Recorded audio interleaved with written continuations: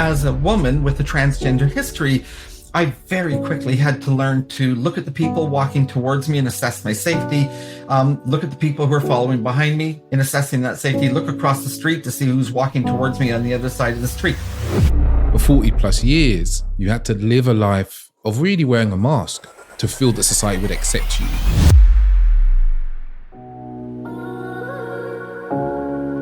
Welcome to the Authentic Man podcast. I am your host, David Chambers.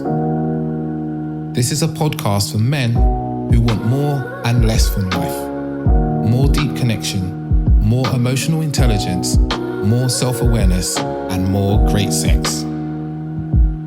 And less heartache, less conflict, less overthinking, and less stress. Creating dating lives, sex lives, and relationships that are incredible and authentic. My deepest goal is that you, the listener, can take away what you hear in this podcast and apply it to your life so that you can experience greater happiness, transformational growth, deeper relationships, and profound sexual intimacy. I believe that as men, we are capable of so much more depth than we are shown or led to believe. So join me as we get deep into this.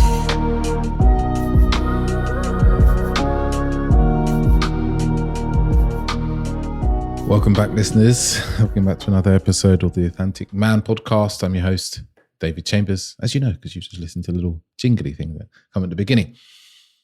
This conversation is going to blow you away. I'm going to tell you that before you get into it, right? I sit down with Cynthia Fortlage to talk about the topic of her life, lived experience of being a woman of transgender history, and what it's like to transition, the effect on family, on work, on career, and so forth. And Cynthia, you know, was in the past was like a C-suite level executive. You know, this is the sort of people you kind of look up to in your companies, many of you, and go, oh, wow, I want to be like them. And Cynthia's lived an incredible life. It's a wonderful, wonderful conversation. And she really takes us through all of it. She talks about what it was like to live feeling like she, you know, in her former days wasn't, you know, in the right body, you know, being a little boy and feeling like a little girl and having to live through that for 46 years, if I remember rightly from what you said, right? So it's really, if you really want to understand and have compassion for what it's like to be a transgender person, in particular a transgender woman, this is a real conversation for you, especially if you have any preconceived ideas about what's right and wrong and so forth. This will really give you an insight into what it's like and what Cynthia's experience was. We also talk about what gender is as well. We talk about something called acceptance without understanding, which is a really, really important part. And we talk about a whole lot of other things, you know, things get weaved in about authenticity, how you can find your own authenticity. There's a lovely piece about, we talk about acceptance, like what does acceptance look like? This has been a really big question for a lot of my clients as well. And also we talk about Cynthia's work about creating intentional cultures and creating diverse and inclusive cultures as well. Incredible conversation. You know, I'm blown away. I feel incredibly privileged to have these conversations on my podcast, because I think it's so important for us to learn and understand different people's points of view. You know, obviously as a Black man, there's some points of view that some of my listeners will never understand, right? Because they haven't had my lived experience. And the same with Cynthia. I can't live her experience and know what it's like, but listening gives me compassion and understanding, which I would never have got in any other way, especially if I spend my time reading the news and newspapers and so forth that many of us go through. So I'm not going to talk anymore. I'm going to let you jump straight into this conversation. So listeners, you've had a little intro there, and I'll probably just get into the episode. Is another episode I'm always looking forward to, but this one very much in particular, and for a while I've been looking forward to this. I am joined by Cynthia Fortlage. Hello. How are you doing today, Cynthia? I am wonderful, David. Thank you so much for having me on the show. No, it's my pleasure. It's my pleasure. I'd like to start with the question I ask all my guests. Okay. First of all is, how did you come to do the work that you do today? Well, I mean, if anybody simply Googles, they'll know that in my former life, which is not a different life, it's just my former life, I'm fully integrated. My past, my present, my future is all me. I was a technology executive, so a CIO, vice president and CIO in the technology field. And of course, that's about the bits and bytes, speeds and feeds, or how we generally talk about it. Very technical. And even though it's an executive role, there's still an aspect that you need to really understand how the technology works and how it's assembled, versus just using the technology to improve life, business, etc. And as I went through my own gender journey, starts when I was 4 years old, but we'll fast forward to when I was 48. It began to become a question of identity. As I like to say, it took me 48 years to learn the language to be able to speak about this. It took me 50 years to have the courage to actually say it. And in doing so, what I realized through that process was I enjoyed using technology and improving processes, but people are what I was really interested in, not speeds and feeds and technology. And when I became aware of that, I realized I'm really in the wrong job because I can't not care about the technology and be in a technology job. And so I began to pivot, focusing on people. And that began really coaching and working with folks, primarily women. And that an offshoot of that was to create a bit of a fun session. It's a bit of tongue in cheek, but I used to call it 50 years of male thinking for women in 1 hour, because that's all they need. And it really was allowing women a safe space to talk about men. And because I had 50 years of socialization as a white man with privilege who didn't even know they had privilege, but when my bias blinders were taken off, I saw the world as it truly is and was shocked. And that just drove me to just keep diving into the space of the intersections of my life. And I say that with appreciation, to the Black feminist movement, where the term, intersectionality came from. It's not a white. I am definitely appropriating that word in that sense, but the intersection of my womanhood identity and my transgender identity, absolutely, and from a sexuality, my diverse sexuality experience, that really speaks to kind of where I intersect in this space. And it was really just stay focused on that. So while I work in the diversity space, I very much focus on everything centered in and around gender as it relates to gender. So that's gender and privilege, gender and psychological safety, gender, how it impacts transgender folks, gender, how it impacts women, lots of things like this that absolutely continue to kind of challenge society today in many, many ways. So, just that pivot, if you will, getting interested in people was what really drove it. And the more that I get into it, the more I just eat it up, because I see how I'm impacting and helping people. And I like to tell people my heart and soul are full these days with the work that I do every day. And you know what? That beats having a 6-figure paycheck any day. I deeply resonate with what you said there. I used to work in tech, actually. I worked in software testing for 16 years. Wow. And it's a very different world I live in now to, before I spent all my time like in front of computers, and I would be coding and looking for problems. My job was to look for problems in software constantly, and to switch into kind of the coaching space is almost to be, it feels like the opposite sometimes, because I'm doing my best to empower the people, not necessarily to look for problems, and not even necessarily to find solutions to their problems, but actually to, I guess I see it as helping them expand so that their problem either feels very small or the answer becomes obvious to them. Yeah, absolutely. That's brilliant. And I know that you work directly inside of companies. What does that look like when you embed yourself or go into a company to consult?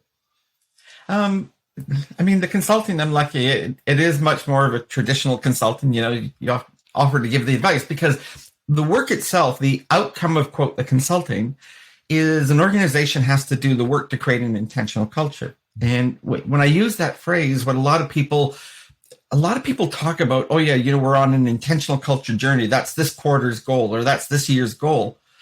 Creating an intentional culture within a corporation exists in the lifetime that the corporation exists. Mm.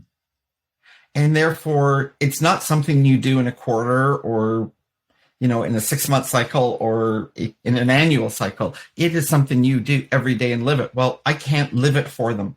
They need to live it. So they need to take what we work on, what we talk about, what they agree is their culture, and they need to live it every single day, right from, the onboarding of an employee to the exit of an employee through that entire life cycle. And perhaps even, after the person's left the organization, that they're still reflecting whatever their values, their behaviors, and their language is associated with that intentional culture, that it continues to live through them.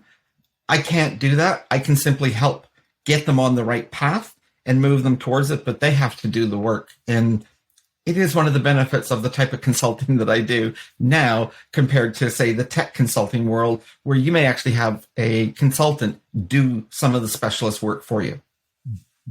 Now it sounds like you're more of a guide, like a Sherpa, I love that. Yes. I will be your cultural Sherpa. Cultural Sherpa. Yeah. And you mentioned some words, not words earlier. Okay. Like gender. And I know that gender is one of these things that we grow up with often, and we think it's a very fixed idea, right? Because we're kind of told it's very fixed. So this might seem like a very simple question to you, but like, what is gender? Well, gender itself is not biological sex, which is what a lot of people assume it is. And so I always use myself as an example because it's not for me to tell others an identity. So when we talk about this, I'll use myself. So when I was born, the doctor looked between my legs, saw that there was a penis, and said, oh, well, this must be a boy. Because this is a boy, therefore they must dress this way. They're going to do these things. Therefore, my parents would have had these hopes and aspirations for what this boy would do. Get married, have kids, yada, yada, yada. Through it, therefore, they must like a certain kind of person, female, on and on. And that's a whole bunch of aspects associated with identity that have nothing to do with biological sex, that are put upon a person, which is why we talk about this, along with many other aspects, are, the idea of the big 8 social constructs. Gender is one of those social constructs. A simple example I use to demonstrate this to the people is, if I told you blue is for boys and pink is for girls.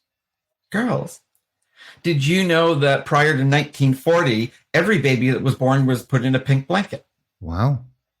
Somewhere after the 1940s, and I'm not a historical expert, they started to put boys in blue blankets and girls in pink blankets. That's a social construct. Somebody made that decision that that's how it's going to be done.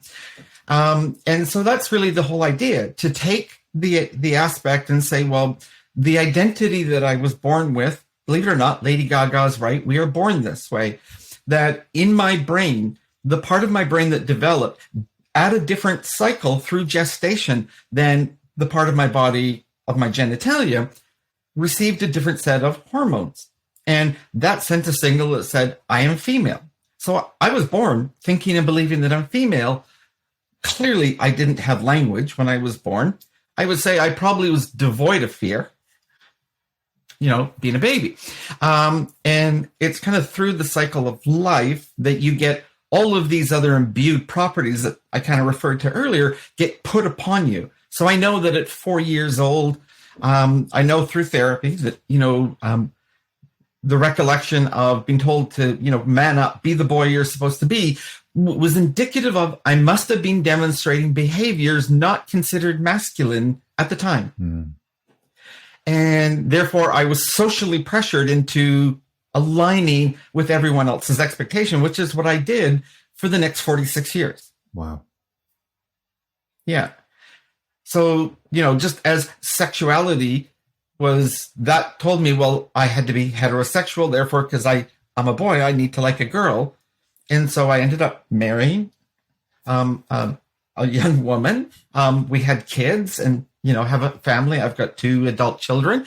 And really through that journey, that obviously wasn't who I was. And so as I began to unpack those layers, and as I talked about, I needed to learn the language to be able to talk about this. Then I needed the courage to actually talk about it.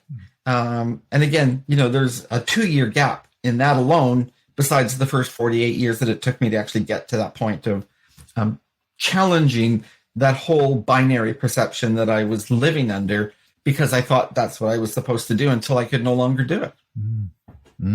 So I'm hearing this, like, for 40 plus years, you had to live a life of really wearing a mask for society to feel that society would accept you, or the way that you should be, the way you should be presenting yourself. Yeah, it's intriguing because when I look back, I never really knew how to be a man. What I had learned to do was to look at men who were considered successful in some way, shape, or form and emulate their behavior through my own behavior. And that somehow made me a very successful person by, most standards. Getting to the executive suite, 6-figure income, had the house, had the cars, had the trips, had the money, all of it. But it was done through a lie that I was telling myself. And then in doing so, I told that lie to everybody else I knew because I didn't have the language nor the courage. And I see this with men that I actually work with, is this, I need to be a certain way in life to be viewed as successful, or to be, I'll say, quote unquote, a real man, right? I need to do these things. I need to hit these markers. I need to make the money. I need to get a nice big house. I need to have certain holidays. I need to have my honeymoon in the Maldives. I need to wear certain clothes. And then everyone will look at me and go, right there is a quote unquote real man. And it's just really interesting to hear how you lived into exactly this same kind of stereotype and this same flow with this mask on. And then obviously there came a point where you were like, wait a minute, I've done all these things. I thought it would make me feel a certain way, and it isn't working. Right. Yeah. That was 48 years old. So during this whole cycle, from at least 9 years old that I consciously remember through to 50, I was a closeted crossdresser. And so never out in public the whole bit, but when I would travel, I would have his and her suitcases. And so when I would check into a hotel, in the evenings, whatever, I would unpack that suitcase and get ready. Now, as a crossdresser, that's primarily seen and interpreted as a sexual fetish. And that's how I'd seen it perceived it, except one time when I was 48 years old, I was in Banff, Alberta at an artificial intelligence conference run by IBM. And I had my other suitcase. And that time when I got ready, I looked in the mirror. And for the very first time in my life, I said, who is she? And what's her name? And it was no longer a question of sexuality. It was the first time I ever admitted to myself there was a question of identity. And everything changed instantly from that point forward, because it immediately stopped being a question of sexuality. It had everything to do with the identity of it. And so it was during that time that the name Cynthia came up, through really reflecting on people in my life growing up.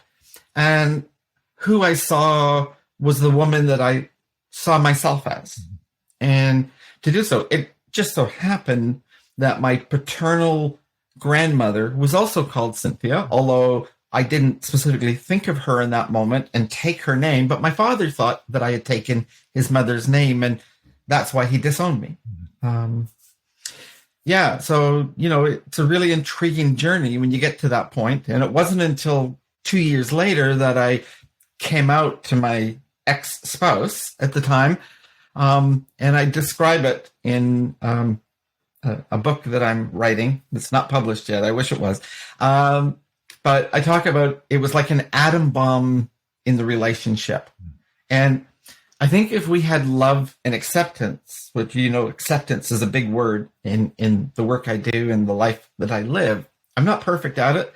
It's a journey. It's an aspirational journey that if I had love and acceptance, I think we may have had a chance getting through, but there was love. There was never a question of love, but there was an absence of acceptance. And I was struggling to accept myself while asking my partner, who thought they had married this man who achieved a certain status, when in fact it wasn't. It was another woman, and they're not lesbian, and therefore that was very hard to reconcile as well, because it was forcing them to challenge, well, am I married to that person, or am I married to a body part, or am I married to a false identity? At the same time, I didn't know which one of those would be the right answer either, because I was still struggling to figure it out for myself. Wow. That must have been an incredibly difficult and complex period of life. It is. When I look back through life, and it involves many things, the kind of first 3-4 years, I've got a written record of, quote, all the losses that I experienced, including like both my parents passed away during my transition phase and so forth. I'd lost my marriage, and that there was 22, 23 losses that I had experienced through that cycle. And thankfully I had some amazing mental health supports in that, and friends that got me through that phase. But it wasn't a zero-sum game, and I didn't win, all the stuff. What I got was an authentic life at the end of the day, but it came at a cost. Yeah. Wow. Yeah. And the question actually that I ask my clients quite often, actually, and I would love to ask you, in that moment of transition, when you look back now with your ex-partner, what would acceptance have looked like for you? Yeah, that's a brilliant question. One of the aspects that we did is we did it fairly immediately, go into couples counseling. And one of the early things we established were what we called the foundations of our relationship. And that was made up of 10 bricks, 10 issues. The one brick we both agreed on, never wavered, was our children. That wasn't up for debate. That wasn't a brick either of us had to win. We were both solid in supporting our children. Every other brick, and some examples would be where to live, public support, representing with me. So if I went to a gala, to kind of be my partner and to be public, in that representation, to show that, we can make this. There was 10 of those items. Every one of them ultimately became a no. And I've thought about it. I just needed one yes to hang on, but they were all no. And when I got the last no, which was related to housing and like where to live, it was in response to my experience in the neighborhood. Again, very white, very privileged. It was so privileged. We thought on the street that we were diverse because we had one South Asian family and one Black family on the street. Yeah.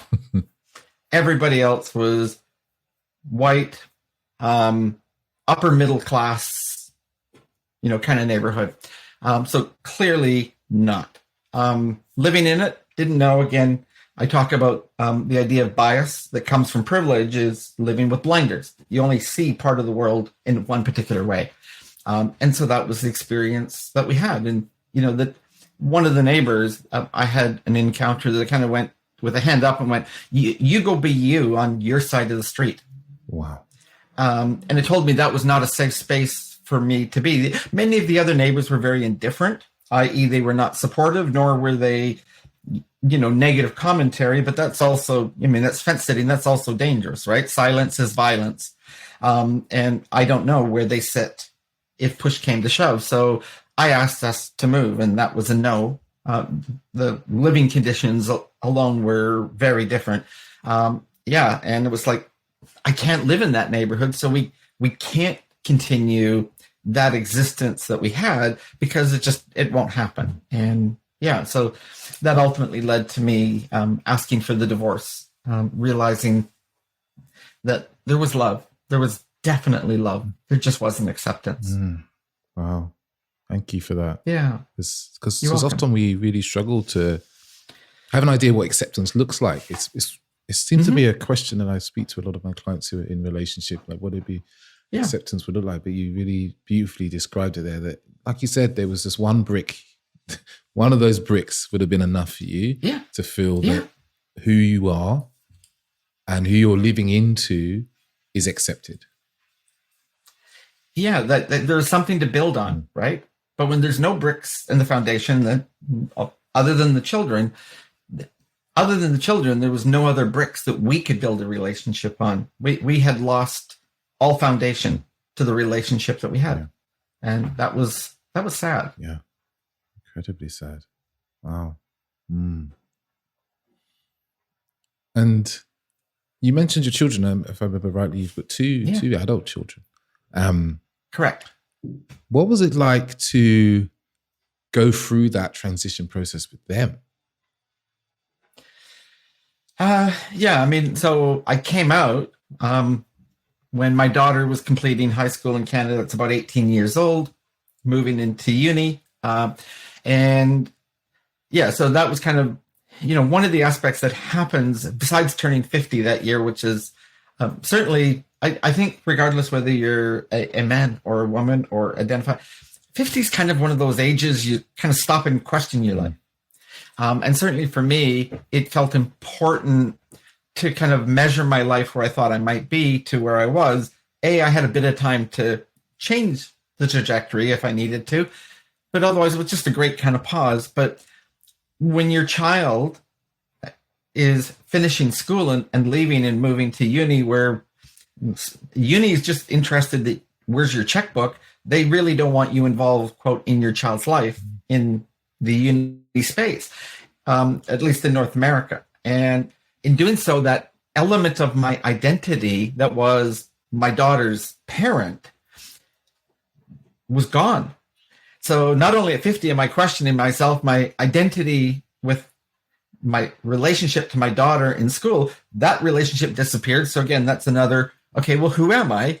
And then I was also on a health program that I was going through.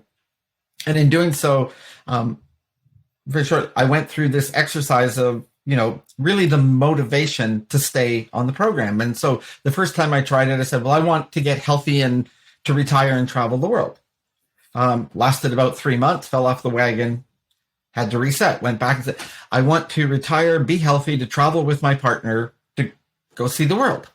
Lasted for 6 months, fell off the wagon, had to reset. And at this point, everything was kind of starting to merge and culminate. And I bravely said, I want to get healthy to give Cynthia the body to start her life. And lost 80 pounds. That's, I think, 14 stone odd, I think. And still have most of it off. And at the end of the day, never look back from that moment.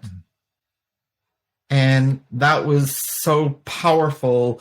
Those three things combined, affirming that this journey that I wasn't expecting, nor was anybody else, became the path that I was following.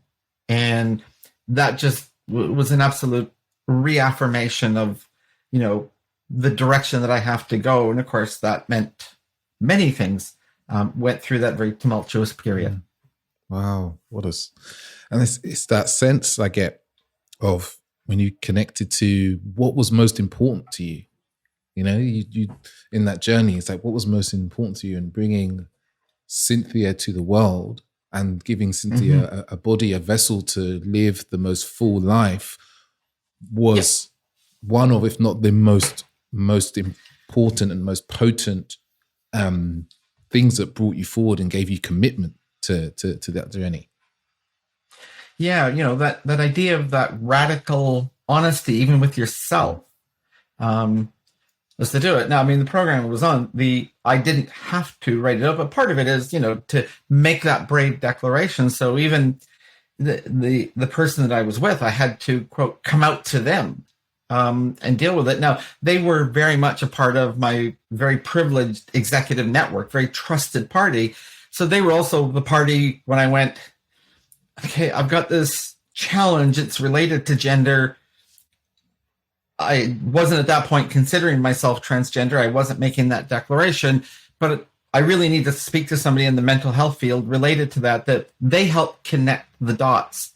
And that would be October of 2015. January of 2016, I met a mental health specialist, a therapist, for the first time. 6 weeks later, I'd moved out of the marital home and began living my life socially as Cynthia.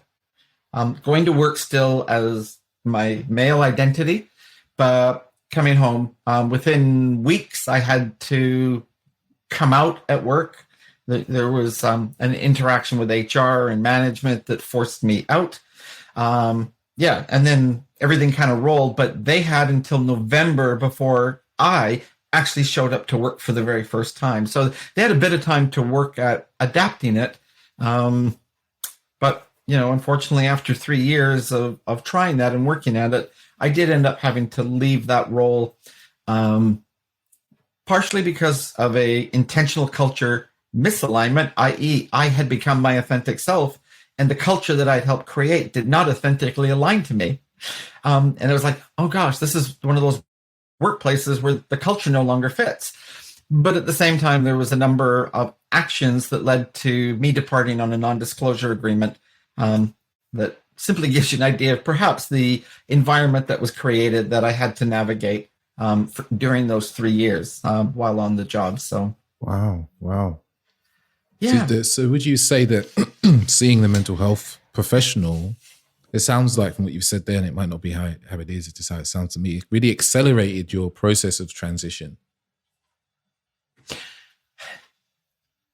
I don't know if it accelerated the process, but it definitely was a key skill. I mean, for 6 years, 5.5, 6 years, we saw each other weekly. Learning to become your authentic self can be hard. There's so much to learn, and forget about changing gender, just becoming your authentic self and being radically honest with yourself. And as I talked about, you got to do the deep work. The deep work is inside you, and you've got to go deep. That requires a lot of support, and honestly, it requires skills I didn't have. And so that was something that I gained through that process and working with that person, that I was able to then kind of, take that on and say, no, this is the journey. And, eventually we got to kind of no-go points in terms of actual surgical changes and so forth, where there was some real reckoning that had to be done. Like, is this the right path? Because there's no coming back from some of these paths. And, others there were, right? But I'm here now. I am my authentic self. Therefore, the journey has been worth the work that it's taken to get here. But I kind of see myself now in a much more mature space in terms of the mature journey of my authentic life.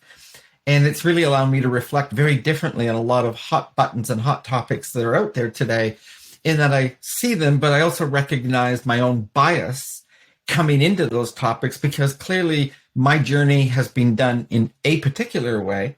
And so for me, I have bias related to what that journey looks like as compared to other people's journey, and which one's the right one, or is there a right one, is, part of what I work on today, as I continue to explore and develop, all my understandings and the depth of them, related to everything intersecting with gender. And when you say the right way to do the journey, is that the journey of coming to your authentic self, or the journey of transitioning? Well, I kind of consider one and the same, because that was the outcome of my journey. But the journey without the medical intervention or without the surgical intervention is one of social, which is very much what happens to any of us as we go through an authentic journey, whether it be spiritually, whether it be, some element of our identity, that we're, becoming that radical honesty with ourselves. through that, the interactions that we start to have that may affect friendships, that may affect, business networks, etc. It's every part of life gets affected when you become authentic. I just happen to have these additional layers of medical and surgical that others may not have, depending upon their, i.e., a journey of your true sexual authenticity. It may not have a medical or surgical perspective to it. Therefore, it strictly is, really wrestling within yourself, your true identity, and being okay with that. But that may have implications as you come out and, deal with it. But I don't believe any of us, even if you would identify yourself as completely straight, completely hetero, there's probably a part of you hide.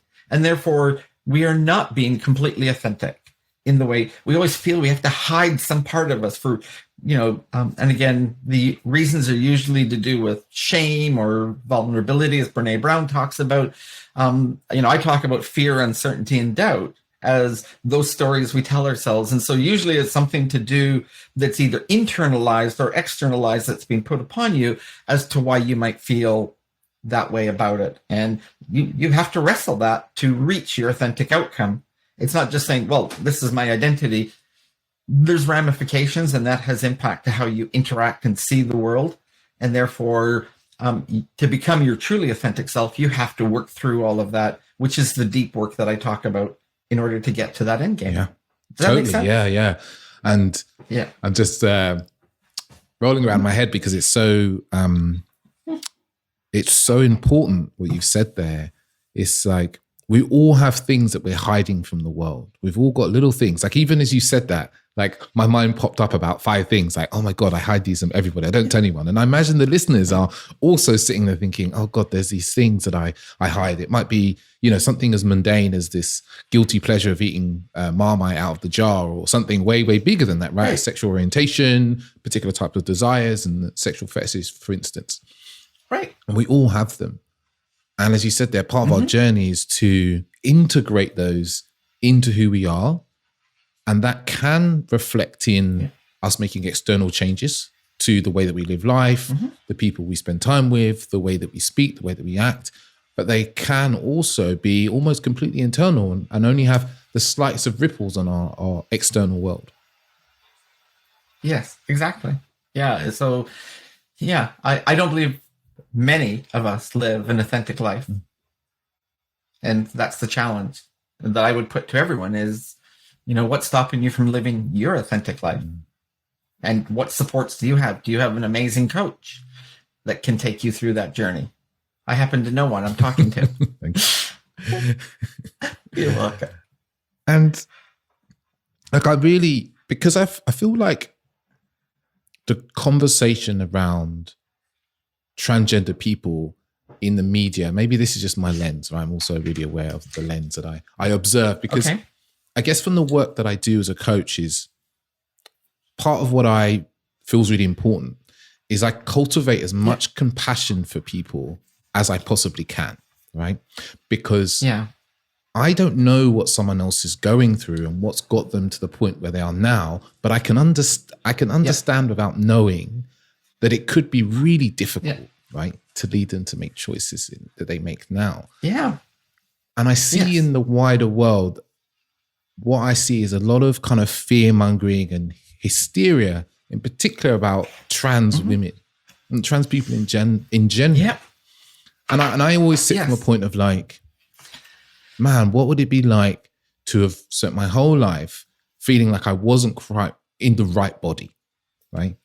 I always try and bring myself to that. It's not something I can fully understand, but I can think about it and think, wow, that would be really fucking difficult to do. That'd be incredibly, like, every day to have to go through that, as you've described, to like put on that mask and so forth. Yeah. So I wonder what your point of view is like, why is there such kind of fear-mongering and hysteria and very kind of what I would call very anti-trans media coverage and rhetoric? Yeah, it's it is that would not be a misstatement today. I believe that, it's a lack of education and awareness on one aspect. and fear, uncertainty, and doubt, the FUD factor, on the other. Right. And so, what are we afraid of? What are we uncertain? What, don't we know, or that we question? And what do we have doubt? And that could be elements of our own identity. And I'm not sort of speaking gender-wise, but it could be whatever. And, perhaps my willingness to be brave, which took me 50 years to figure out, is threatening to people who aren't there and can't get there, as one aspect. I think another aspect is, if anybody checks out my profile and you see, I was involved with the board of Women's March Canada, which is a feminist organization that was fighting for women's rights in Canada. And I became the national board leader for that organization, which means I lead with a feminist first lens, a women first lens, which is, there's cisgender women, which, we can talk about the word, and so, right, cis meaning to agree, gender describing, what it is. So cisgender and transgender are both adjectives describing gender, in this case, of a woman. So there's cisgender women and transgender women. We're both women. We just have a different path that's led us to where we are today. Now, I'm not a spring chicken anymore, so I don't want to become a parent again. I do not want to carry and deliver a child myself. I could. Medically, it is possible that I could do it. There have been, I think, somewhere in the neighborhood of about 100 uterine transplants worldwide that have been done. They haven't necessarily all resulted in it. If I was of a younger age and I did want to, and I was able to get a uterine transplant, the child would have to be born through C-section to do it. And by every aspect, having a uterus and so forth, by some folks' definition, I should meet the qualifications of having that, let alone that, I have a vulva and vagina and so forth. I just don't have a uterus now, which many women also don't have a uterus any longer. My mother happened to be one of those when she was diagnosed with uterine cancer and so forth. And so she had to get a complete hysterectomy and so forth. That experience taught me that while my journey to womanhood is different than a cisgender woman, there are many aspects of the way we encounter the world. And I talk about them usually in 4 key pillars. The way we experience healthcare, none of it is adapted to ourselves. In fact, chances are if you have a marginalized identity of some aspect, then you're probably not having access to healthcare to meet your needs. None of us are enjoying economic equity equivalent to the top of that economic equity food chain, which would be white, hetero, cisgender men who are at the top of that food chain. That doesn't mean that they're enjoying a king's life. That just simply means, compared to many others, they're at the top of that food cycle. And when we talk about, I don't talk about equality, I talk about equity, because we're all different and unique people. There's 8 billion unique people on this planet. Therefore, the way that we all interact and require our human rights, we need to equitably consume them. Economically is just another aspect to do it. Representation. We don't see ourselves represented in, management and leadership in organizations. We don't see ourselves in boards. We don't see ourselves represented in government, on and on and on. In places of power and privilege, we do not see ourselves represented as, I don't use the word normal, I use the word usual, in the usual manner. And therefore, to not see ourselves is to deal with it. And then finally, the last of those 4 pillars that I believe we all align with is safety. And it's not just safety to walk down the high street in the middle of the day surrounded by people wondering if you're safe. Certainly, as a woman with a transgender history, I very quickly had to learn to look at the people walking towards me and assess my safety. Look at the people who are following behind me in assessing that safety. Look across the street to see who's walking towards me on the other side of the street. Look for where the exits are. If I'm wearing heels, I did learn very quickly not to wear heels in London.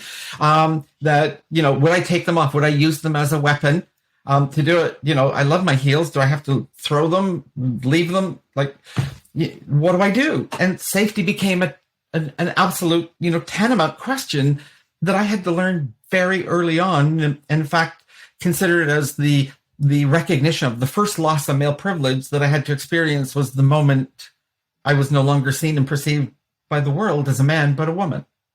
And that changed literally overnight. So that whole aspect, and those 4 pillars that I talked about, they really, to me, tie together this aspect of how we see and interact with the world that is very different. And I would suggest to you that as a woman with a transgender history, my experiences today are much more impacted by being a woman than they are by being transgender. In saying that, though, I recognize the extreme privilege that I carry by being white, generally considered to be passable in public, and the fact that I'm post all the surgeries, including bottom surgery, top surgery, facial surgery, you name it. Those are all amazing privileges that I come. I have my gender confirmation certificate. I have the Canadian equivalent. I have my British passport, my Canadian passport. I have all the documents that say I am who I am, both legally and functionally as a citizen within 2 nations. That's a lot of privilege. A lot of people don't stop and actually recognize that a kind of amount of privilege they carry in a given space. And that, for me, is where I sit back and reflect and go, yeah, when I look at that, then I am equally concerned in some spaces as to which part of my identity I kind of see a particular situation. And let's face it, one of the most contentious is bathrooms and change rooms. To deal with it, certainly when it's public, I just need to go to the loo. Just like everyone else, I wait in queue and get through. And so that exercise is no different, regardless, quote, of how we got to our womanhood. We're all experiencing that queue in exactly the same way. Whether or not, you go to M&S, and M&S allows, all female identifying people to use those change rooms, regardless of, quote, their womanhood status. They don't ask for a certificate that says, what's your womanhood status? Then we have consumer choice as to, well, would we shop there? Are we comfortable with that policy of the organization or not? And that's a choice we get to make. In every case, I am not, quote, pro-trans. I do not believe the answer, and I don't care whether we're talking sport, whether we're talking bathrooms and change rooms, whether we're talking, interaction in society. The answer does not lie at the extreme, whether you're, no matter what political side you're on, the answer does not live in the rhetoric at either end of the spectrum. It lies somewhere in the middle. And until we can come together and actually have conversation, not agreement, conversations, to be able to go from, as I asked, to accept the identity of who someone is, to accept that I'm a woman with a transgender history in front of you, and have a dialogue so that you can learn a bit more about me and my point of view. I can learn a bit more about, we may not agree on some key thing, and that's okay, but it's a lot better than living at the extremes. And to me, that's one of the challenges that's faced, is everyone of the noise that we hear is happening at the extremes. Internationally, Uganda is a perfect example for the entire LGBTQ plus community of the extremes, where being LGBTQ plus is illegal to an entire nation. So, transgender folks are not the only ones that are experiencing that kind of impact around the world. And certainly, as it relates to the UK, we just got to get out of all this rhetoric, all of the noise that's being created. And I'm not even going to, quote the stats. I don't remember them off the top of my head, but I mean, there's hundreds and hundreds of articles were written in the first few months this year on just primarily negative points of view about transgender folks. We're less than 2% of the population. Why are we garnering so much attention? That's an extreme. That's an extreme point of view. The non-white communities of the UK, according to the Office of National Statistics, represent 11%. And yet, if we look about, the power dynamics within organizations and so forth, women think it's bad that, we've got 140 years to hit, say, pay equity based upon the current trend. Well, from what I read, in order to have representation of that 11% of ethnic minorities in leadership in organizations, it's going to take like 2237, according to the Office of National Statistics. That doesn't seem right to me. And, the women's movement as a whole, while pay equity is a 50-year-old story, the women's movement's 150 years old, and we're still fighting it. Yet when we talk about, for most ethnic minorities, it dates back even before that. And like, that just speaks to me that there are these challenges. Yes, they're huge, but if we're not talking, we're not solving, we're just living at extremes. And that means the pendulum's over here and it's going to swing all the way back here. And then people are going to go, and we just gotta, we gotta start bringing it back to a place where we can all exist and live and just go about our daily business without getting our nose in each other's lives. Because honestly, as human beings, we are so complex. We are beyond understanding. I would suggest that some don't understand themselves. I know I certainly was in that bucket. And therefore, the reality of trying to grasp, fully understanding another human being is beyond our capability. All we simply can choose to do is to accept that person and their lived experiences for who they are. And through dialogue, create a safe space and ultimately get to a place of understanding. So begin with acceptance without understanding. Through dialogue, in a safe space, grow to acceptance with understanding is kind of the large life mantra that I follow in trying to look at that. But living at extremes is just, it's not going to happen. I know it. I've seen it. I've been there. And yeah, I'm about finding answers somewhere in the middle for all of us. So beautifully said. Because thank you.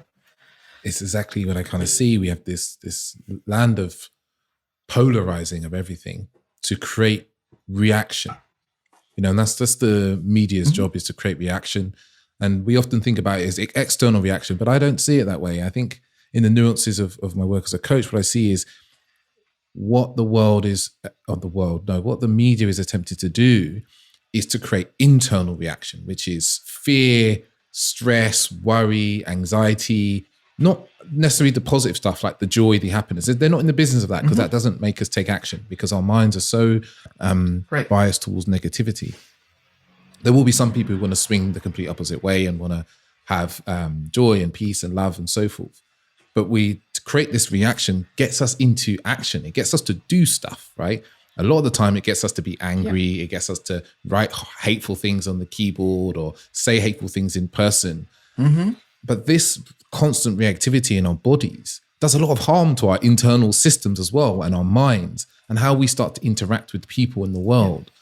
And we kind of get this entrenched in this kind of anger, and it stops us from wanting to understand, being in a position to understand and listen and have compassion. And I'll take this to a really small example. I see this in people's relationships, in their romantic relationships with their partners, where they're so entrenched in their anger and their resentment and their frustration about a situation that they no longer hear their partner. All they hear is the narrative about their partner and about how their partner is being. And they stop having the ability to see reality as it is, or hear the words as they're actually said.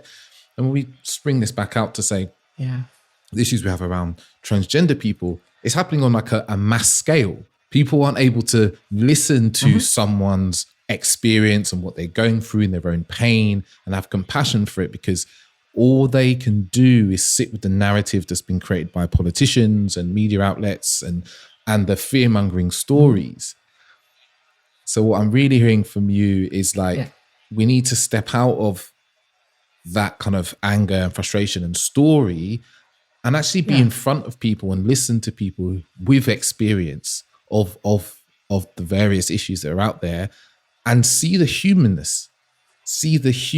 And also not just the humanness, there's also seeing ourselves in other people, because I think that's where the real power comes. It's like, earlier you were saying about, living a life, or you didn't, these weren't your words, these are the words I use, living a life, a life where you had a mask on and you had to have a pretense.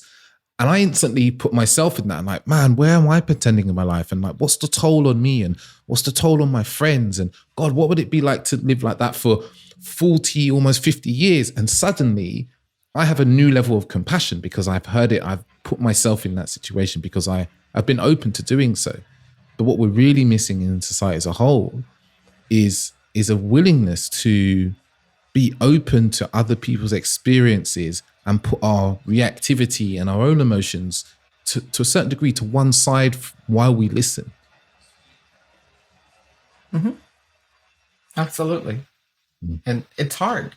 I certainly know when I hear the rhetoric or it's being directed at me, it's very hard to, keep those emotions and not want to put up your defenses immediately. But that's the idea of acceptance without understanding, is recognizing that humanity.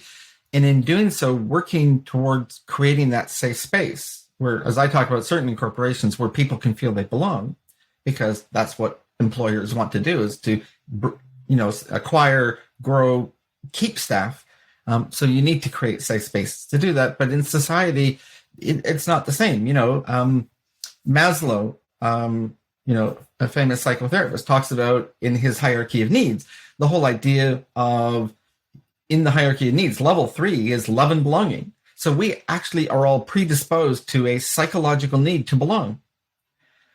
Society, some element of society is what it is. So when people are at an extreme and they're trying to make you not belong, because they have created this belief in their mind that you shouldn't exist, then, that immediately goes to that defensive posture of, well, hang on, I have a psychological need to belong just as you do. And this society belongs to me. We may not belong together in the same society, but i.e. coexisting in the same, flat or so forth, but we deserve to exist and belong in the same world together, and even in the same city and in the same city block. We just don't have to be friends, but we do need to exist and to shop at the same markets and, visit the same grocer and so forth. Neither one of us gets the privilege of having exclusivity to experiences in life and living. And some people think they do. And that's where it gets to be problematic from that kind of mindset. And so, again, the answer is not in extreme. The answer is somewhere in the middle, but we need to be able to create safe spaces and have dialogue in order to achieve that. And it really kind of dawned on what you said there about exclusivity. It's like people saying this space is just for us and you're not allowed in this space because I don't want you here, because seeing you in truth upsets me in some way, right? Makes me uncomfortable. Yes. So I would rather not have you here, because then I don't have to deal with my own personal uncomfortability that I'm feeling in my own body. Instead of, they do that instead of going, why does this make me uncomfortable? What's going on for me and in this body that's mine, in this mind that's mine, that makes me uncomfortable with somebody else being in the same space?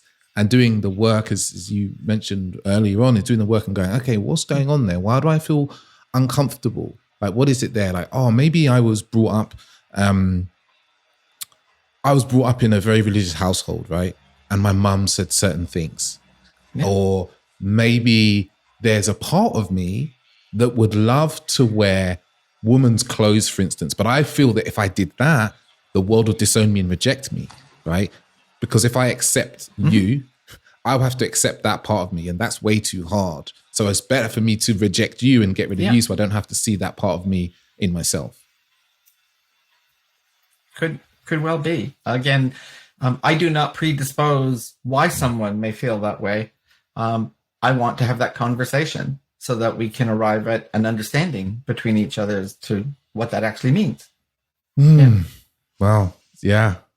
It's that's really deep, isn't it? I know it sounds obvious, but because often people think of it as like some superficial kind of thing, but really it really comes back to our ability to be with what is different from us and to accept those that are different from us. And just, and it's just such a human thing, right? Because we see it all over the world, not just with we see it originally even in workplaces where, and you've formerly worked at many places like this, where all the leadership would have been men, right? There would have been no women hanging around in that sort of area, and like, why was it that there's just men at that area? Like, I'm sure it's very easy to say that, because, they like to have people around them that look like them, because it made them feel comfortable. They could tell their jokes and they could all go play golf together and blah, blah, blah. And they didn't have to be with people who were different to them. Yeah. Sorry, I chuckled there. I was thinking back to my early career days, and that was it. The guys, we used to hang together. During the holiday season, the guys would meet in the boardroom and share a drink. During the summer, they would go golfing. The women were back in the administrative part of the office. They were sharing a glass of wine, and they would go for facials or manicures or whatever. Very sexist and stereotypical. And that's since late 80s, 90s kind of era. So it still feels like yesterday for me. I'm sure your listeners will reflect and go, wow, she's ancient. But that's just why I chuckle. It's like, wow, that really wasn't that long ago. That's exactly how the world was. And eventually, started to see some women brought into the leadership portfolio, and things began to change. And I felt a blessing until I realized that organizationally, the work that I was doing in creating an intentional culture did not include inclusivity as an element of the diversity of the workforce that we were building and the culture that we were creating. And that's why it's become such a key part of the work I do today, and that I share with organizations, is simply because I've realized the negative consequences of getting it wrong by living through my own creation that did exactly that. Wow. Yeah. So you created a culture. You accidentally created a culture that wasn't inclusive for you. Yeah. Can't blame anybody. I was part of the team that made it happen. I was one of the leaders, so therefore I lived what I created, and it wasn't nice. Wow. Yeah, that's quite profound. It's like the saying we get told. You make your bed and you lie in it. My mum used to love telling me that. Still does, actually. But, you really got to experience that, and that experience not maybe in and of itself, but it was enough to propel you into like, hey, I want to, and I get the sense, and I don't know this for sure, but it's like, I want to ensure to the best ability I can that no one else has to go through this, and that I can do something in the world to create workplaces that become inclusive for all. David, get out of my head. That was exactly why. Yes, that is exactly why.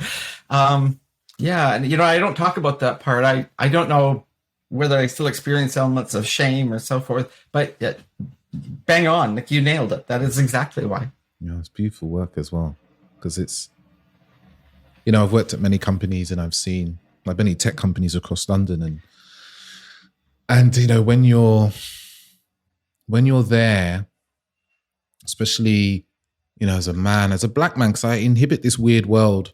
I was just on a men's retreat, actually, literally last week. I only got back last week. And I'm so used to being in all white spaces, so used to it, that it's so commonplace to me, that when I go somewhere and say there's another black person, other people of color, sometimes I'm like, what are you doing here? Why are you here? Kind of thing. Okay. But when I was working in the tech world, is that people become so used to that, they don't really question it themselves, because it's been their whole life experience. Whereas I would be like, oh yeah, okay, there's no women around, and there's no people of color in any leadership positions. And I may have that thought because, I have a lens that can have that thought, but most people don't, because they just see that as that's just how it is. Yeah. Yeah, absolutely. It's, my direct team were 4 individuals that directly reported, many contractors and so forth that worked with me. And I had one woman that was on the team. I had one Black gentleman with a Caribbean background who was part of my team. I had one very Canadian white hetero that was part of my team. And then I had someone who would be seen kind of on the fringe of society. They, a very diverse person who, again, was very comfortable with their authenticity. They may have piercings, tattoos, number of things. And, they're not considered, quote, the traditional sense of they're a corporate person, but I saw the potential in them. And so that was my immediate team that I surrounded myself with. And I thrived with them on the aspect of our diversity, of being creative, our ability to innovate, and to work together to deliver what was many times said by industry pundits as we were punching way above our weight in terms of size and budget of an IT organization within a company into what we were accomplishing. And, I have numerous IT related awards and so accolades that go with that. But yeah, it was that aspect of realizing what's different. And of course, as I began to recognize my own gender journey, I began to get much more involved in women, and young girls in tech and, STEM or STEAM, depending which version of the acronym you use. And looking at, how do we address those challenges and to bring them in? And, one of the ways is that to actually, start to actually create spaces for those women to come into the corporate environment and, get the real work experience and building, pay them if you can within a co-op program or a work experience program, and ensure that they actually have some, real proof that they can put on their resume, the CV, as they do go out to the job market. And if you can create the space for them, well, that's even better, right? Because some of them are amazing candidates. They're star players. You just have to create the opportunity to allow them to be their authentic self and bring all of that to the table. And that doesn't happen. I always run this joke when we talk about, tech. And I go, what the great thing about being a woman in tech is? The loser always available when you go to a conference. That is slightly humorous, but at the same time, it's a stark reflection on the less than 23% representation that women in the tech world have in terms of leadership, management and board positions. Even in the EU space where they have the 30, now 40% target, it's still at 23%. So there's a long way to go in tech to really create the equitable situation for women, in those spaces, let alone you have a more diverse background, such as a woman with a transgender background. There is very few statistics that show the depth of that relationship within the space, other than in entry-level positions is where you can typically find those individuals, not in the leadership and management positions, unfortunately. And what do you see as, and I guess this is possibly the work that you do, is like, what do you see that companies need to start to do to allow people to bring their most authentic selves to the workplace? That's a great question. I believe that the source lies both from a legal perspective, and I'm not going to go into a full legal diatribe here, but from a legal perspective and so forth, it's clear to me that the message that's been sent is that an organization's intentional culture, again, culture, when we talk about it, is representing the values, behaviors, and language that is usualized, not normalized, we usualize within the organization.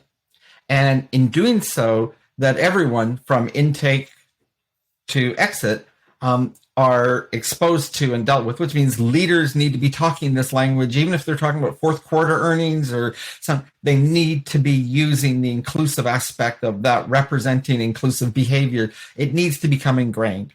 And that fundamentally is what sets an organization up. Again, this is not a month or a quarter or even a year-long project. This will exist for the life of the organization. So this is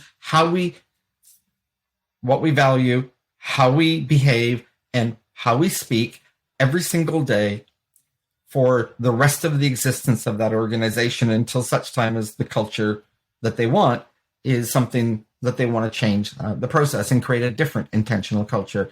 And inclusivity, I believe, is a core element that should be and is a part of it, especially if what an organization wants to do is create psychological safety, which is what a lot talk about, of creating that safe space, because that's where people, truly innovate, where, you can have tough conversations safely with each other. Not everybody agrees, but we create it. So psychological safety, regardless of the identity of the people in the organization, but it's not their values, behaviors, and language. It's the organization's values, behaviors, and language that people need to understand when they walk in the door of that company and they say, yes, I want to work for you. That's what they're adopting, not their, version of that. And that's one of the challenges, because most organizations deal with it as a project that, 100% and done. That's it. Move on to the next. No, this has to become a living part. The organization, we come up with a brilliant term, so it's not my term, but it has to become a living part of the DNA of the organization. And in doing so, that's when you start to truly embody everything that it means to exist as that organization, to not only to all your stakeholders, internal, external, vendors, suppliers, shareholders, you name it. And that's what we need to do, because there's clearly a void societally of that kind of leadership and demonstration that we're not seeing, not only in the UK. I mean, I could name many, many countries around the world. We're seeing those voids. USA kind of stands out for a lot of people right now, but Australia is going through the same thing. Pockets in Europe are having it. Clearly in the continent of Africa, we're seeing many, many nations that are struggling with it. In the South Asian community, believe it or not, South America is doing not bad with it. And of course, Antarctica never shows up in any stat, which is a good thing. So maybe we should, make that our next landfall. But in jest, that's where we need to go. Like we really need to start dreaming big, and we need to not be afraid to challenge that. And for me, the foundation by which I see, do, and say all of that begins with acceptance without understanding, as the way we interact with each other as human beings first, and everything gets built on top of that. Wow, yeah. And you finished off there with acceptance without understanding. And I know that this is something that is it like your model for teaching and talking about diversity and inclusion? Yeah, but I mean, I call it my raison d'etre, which is, French for purpose for being. Or reason for being. So that it spiritually has come to me and been affirmed in a number of different spiritual practices that is my purpose for being. So I am one of those very lucky human beings that believes I know my purpose to be on this planet right now as this person that I am authentically is to share the message and to teach people about acceptance without understanding, which is what my first book will be about. In terms of really helping people understand, I call it really a philosophy to live life. Acceptance in that context just simply means to learn to live it without judgment in very, very simple terms.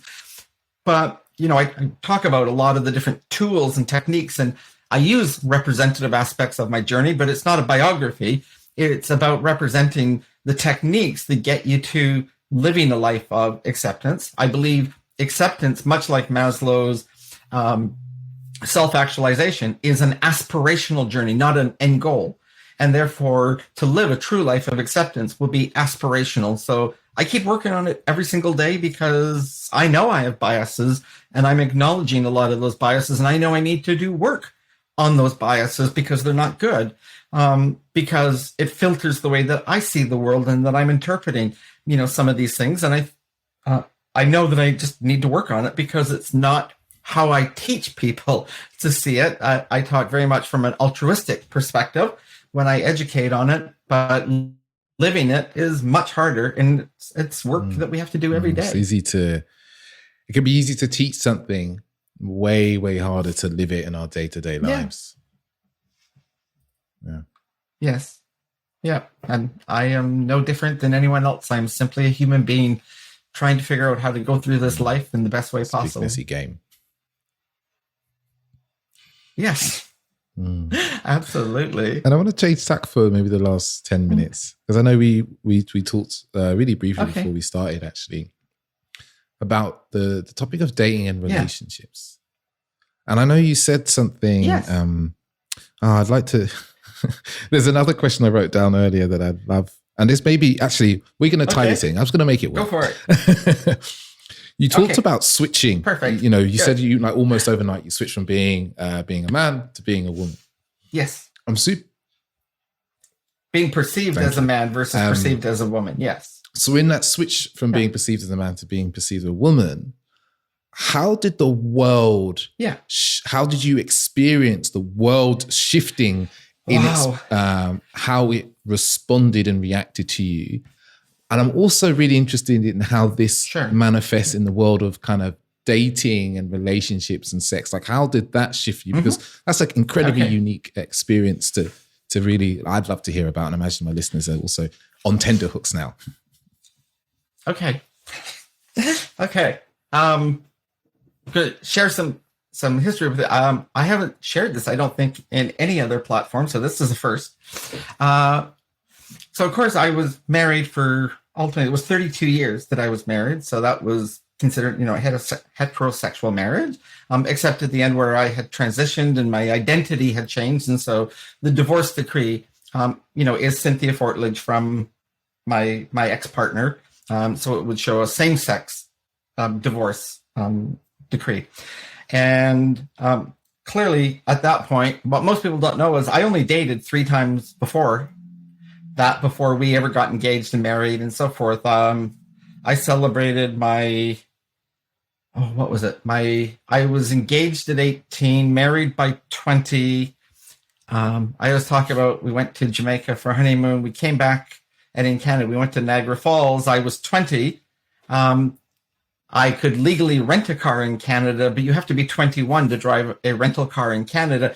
So my partner, who is older than I, had to drive the rent-a-car, even though I could rent it on our honeymoon, to give you an idea where I was age-wise. And, of course, that was my life from the age of 20 through 50 to deal with, and then a couple of years for the divorce process.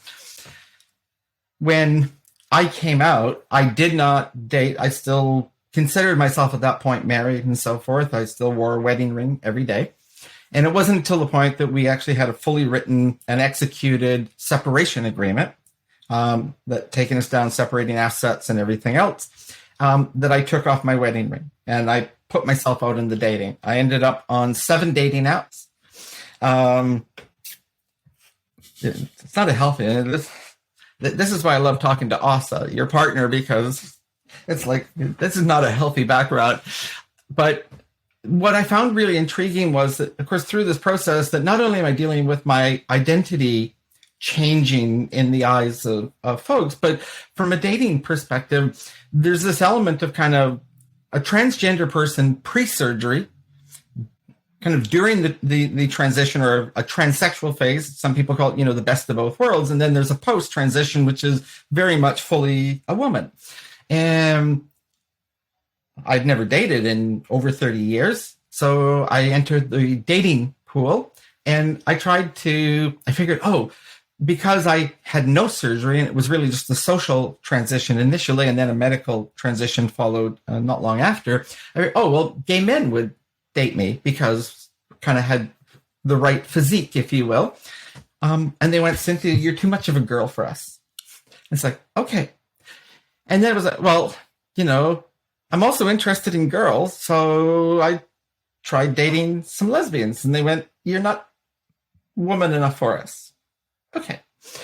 And so I ended up dating straight men, mostly married men for some reason, who were on dating apps and so forth, telling the story.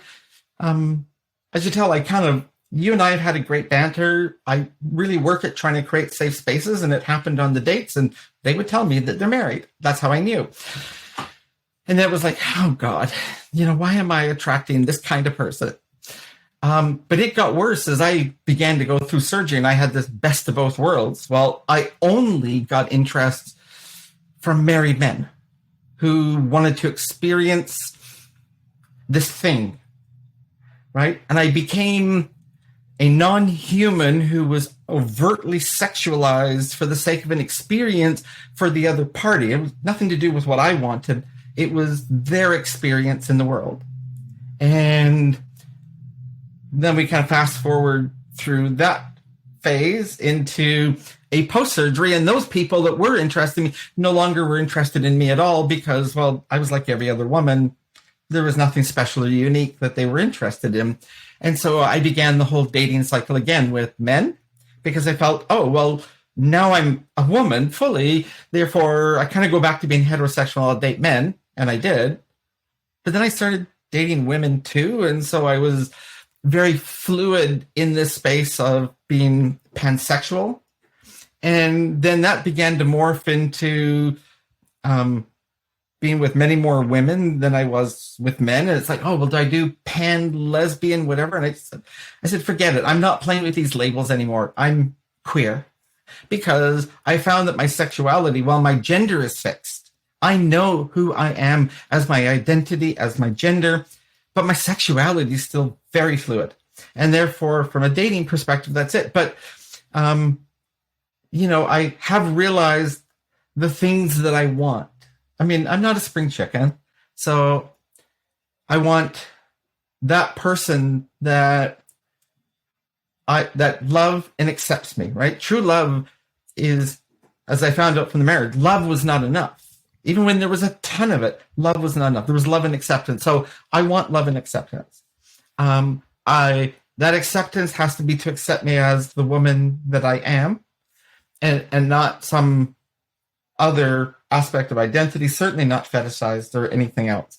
And in doing so, I want that person I can cuddle with at night, that we can watch a movie and just hold each other and share our day. And I fully recognize that we need to still be individuals, have our own friends, our own interests, but we have chosen to be together. And in doing so, we need to uplift each other to accomplish all the amazing things that we're capable of.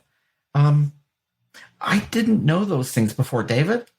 I have really had to do some deep work to start getting to the point of going, I don't want all that dating and non-monogamy. I think I'm much more monogamous than I ever thought I was.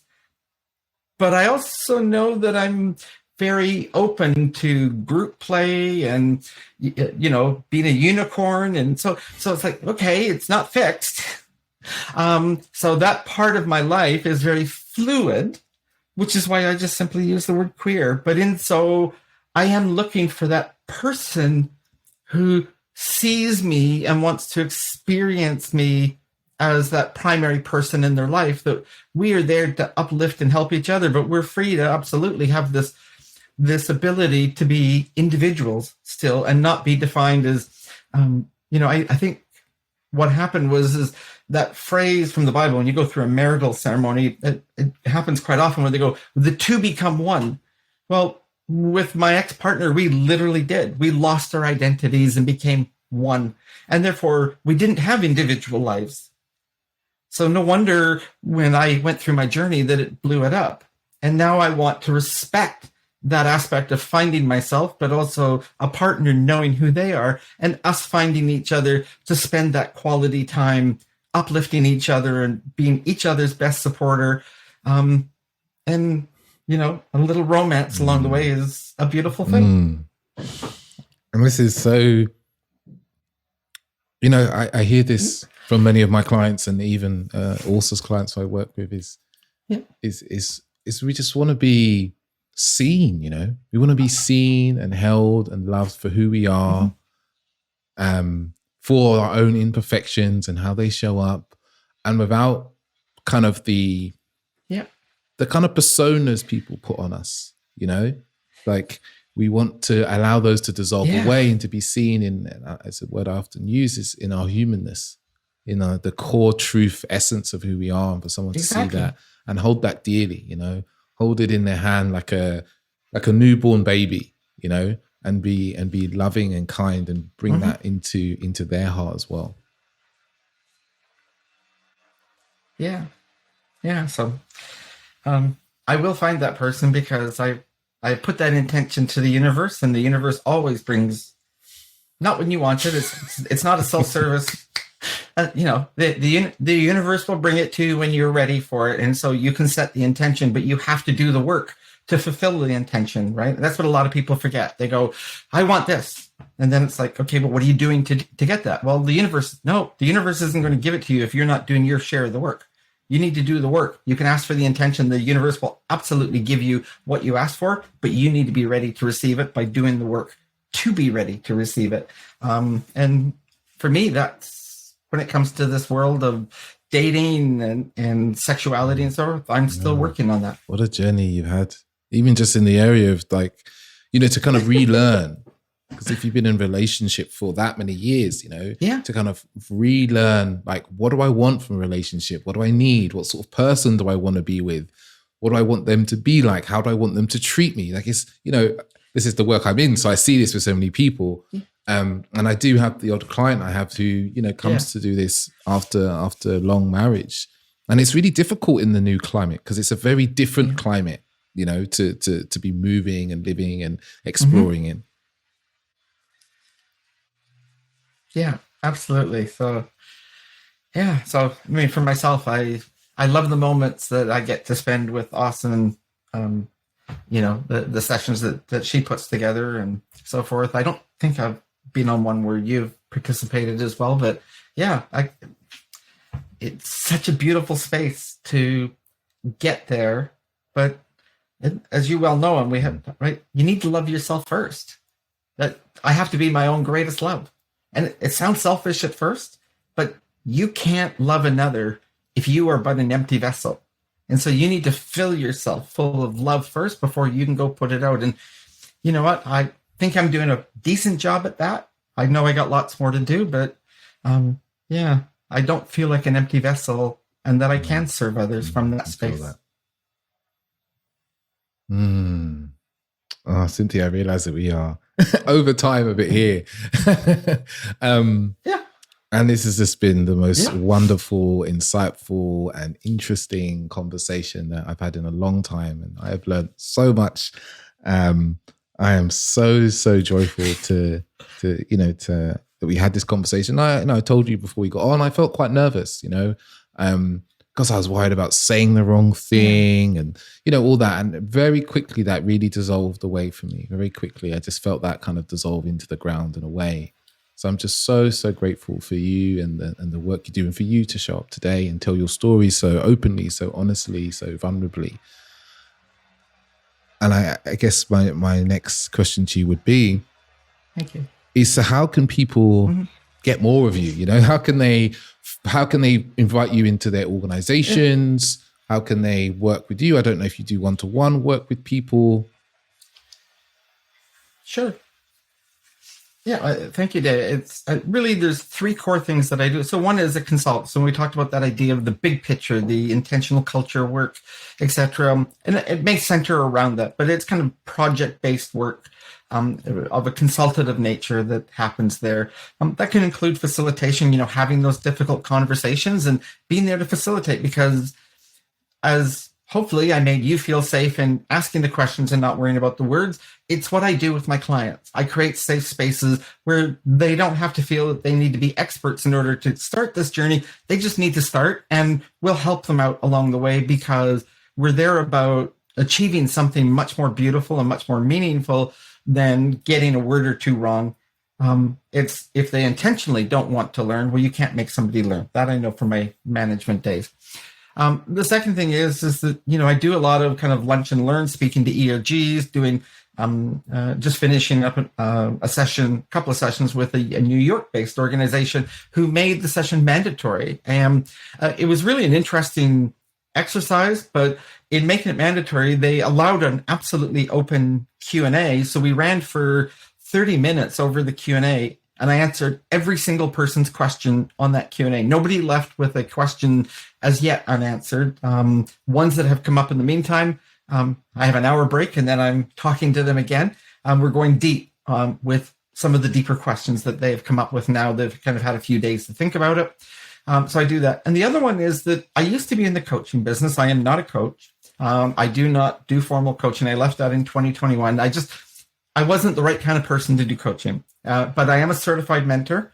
And where there's a fit between the client and myself, I will coach teams or an individual who may be struggling through a career journey, and they may be diverse in some aspect, typically related to that intersection of human rights, sexuality, gender, privilege, or psychological safety within a particular space. And, I can coach them kind of through that career journey. I do it with the folks at involve.org.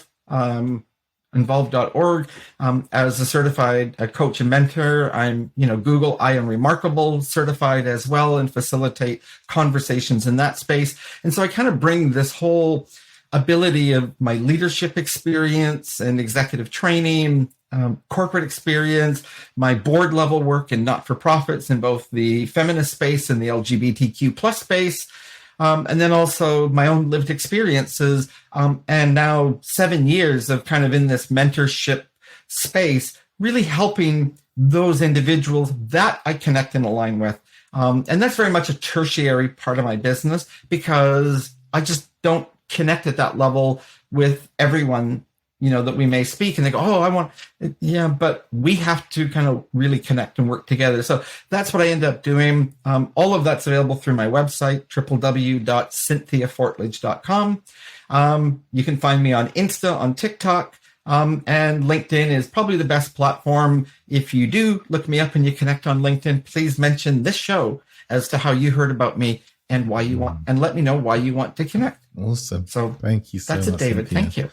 Thank you. Thank you so much for this conversation. And thank you, listeners. Thank you for listening in. Please share this conversation. I'm going to be very specific with this. Share this conversation with anybody you know who struggles to understand what it would be like to live life as a transgender person in particular, particularly people who are operating at a certain level of their workplace.